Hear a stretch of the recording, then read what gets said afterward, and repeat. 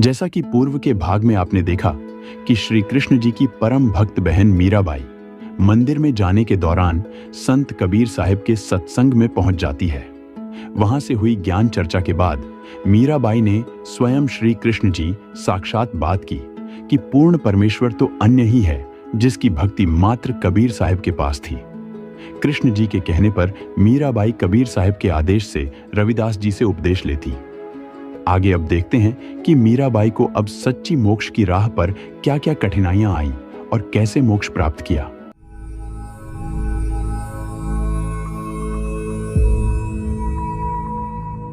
मीराबाई अब दिन रात अपने गुरु रविदास जी द्वारा बताई गई भक्ति करने लगी। कबीर साहिब और रविदास जी उस नगर में कई दिन रहे और सत्संग करते थे।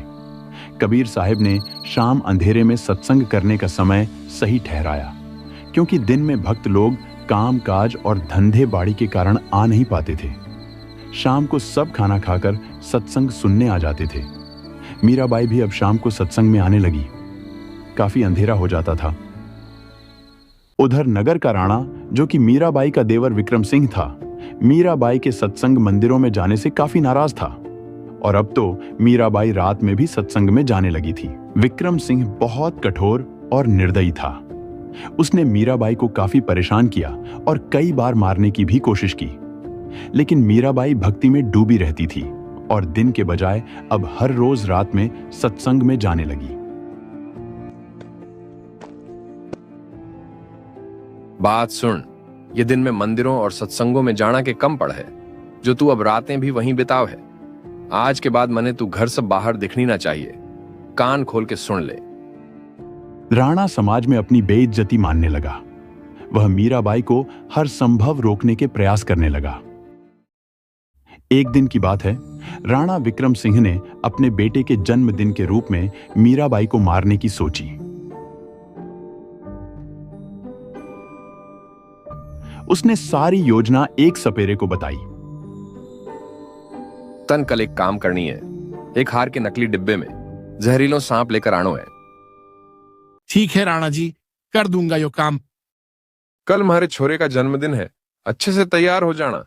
मैं एक हार मंगवायो हूं थार लिए, वो पहन लेना, वरना लोग केवेला कि मैं तन कुछ देऊं ही को नहीं। ऐसे ही कपड़ों में मत बैठना। असल में वह मीराबाई को हर की जगह विषैला सर्प दे रहा था। सपेरा अपने पास से सबसे जहरीला सांप एक हार के डब्बे में डाल लाया। उधर राणा ने लोगों के बीच अपनी इज्जत बढ़ाने के लिए नौकरानी से कहा, ले यो घणो कीमती हार है, मीरा न दे आ, वह पहन लेगी। कदे वह पहनती ही कोनी कुछ, लोग मने के केवेंगे, आज तो पहन लेगी यो। नौकरानी हार लेकर आई जिसमें असल में सांप डाला हुआ था। मीराबाई को कुछ भी आभूषण वगैरह पहनने का मन नहीं था।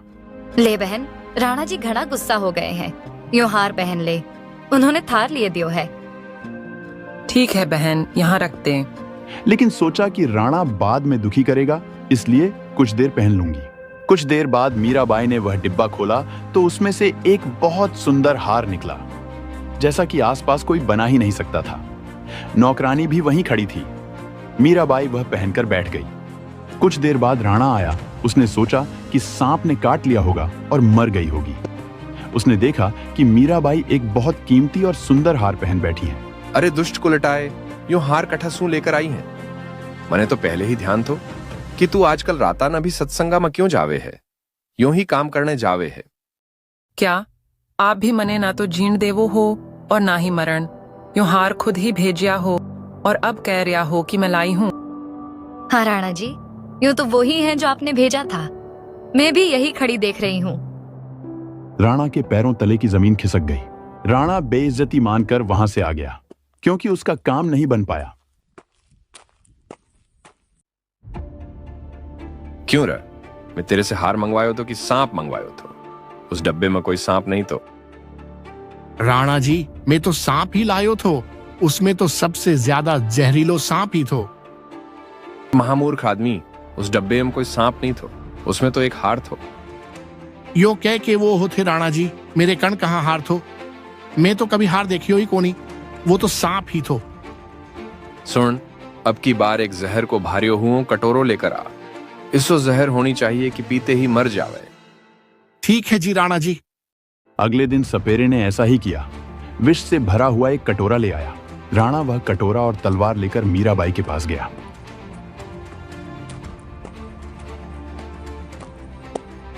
ले, यो जहर पी, तुम्हारी आंखियों के सामने पी, नहीं तो आज तेरी गर्दन काटूंगा। आज मरना है तने। मीराबाई काफी डर गई, लेकिन भगवान के नाम पर उस दिन मौत को भी गले लगाना उचित समझा। जहर ही पी ले, गर्दन से मरूंगी तो दर्द होगा, आराम से मर जाऊंगी।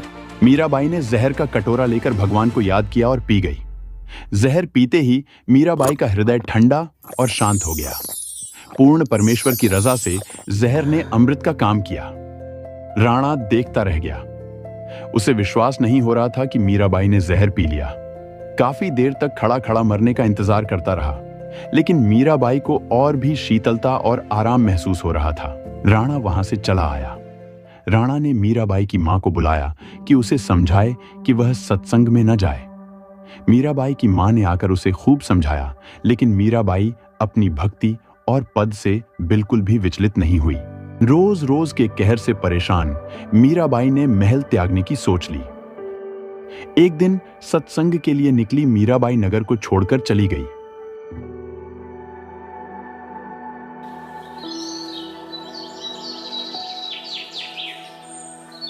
मीराबाई द्वारिका आ जाती है।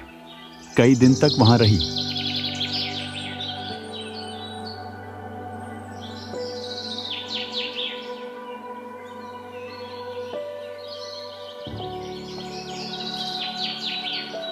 एक दिन मीराबाई को कबीर साहब एक साधु के वेश में मिले। प्रणाम हो महात्मा जी, मुझे भी ज्ञान दीक्षा दीजिए। बेटी, आप जो साधना कर रही हो वह पूर्ण नहीं है। आपके गुरु रविदास जी ने आपको पूर्ण भक्ति नहीं दी। लेकिन महात्मा जी, सदगुरु को त्यागने से पाप लगता है। मेरे गुरु रविदास जी पूर्ण हैं, मैं उन्हें नहीं त्याग सकती। बेटी, मैंने यह नहीं कहा कि आपके गुरु पूर्ण नहीं है। मैंने यह कहा है कि उनके द्वारा दी गई भक्ति पूर्ण नहीं है। पूर्ण मोक्ष की भक्ति साधना 3 चरणों में पूर्ण होती है। अभी आपको मात्र प्रथम चरण यानी मंत्र प्राप्त है।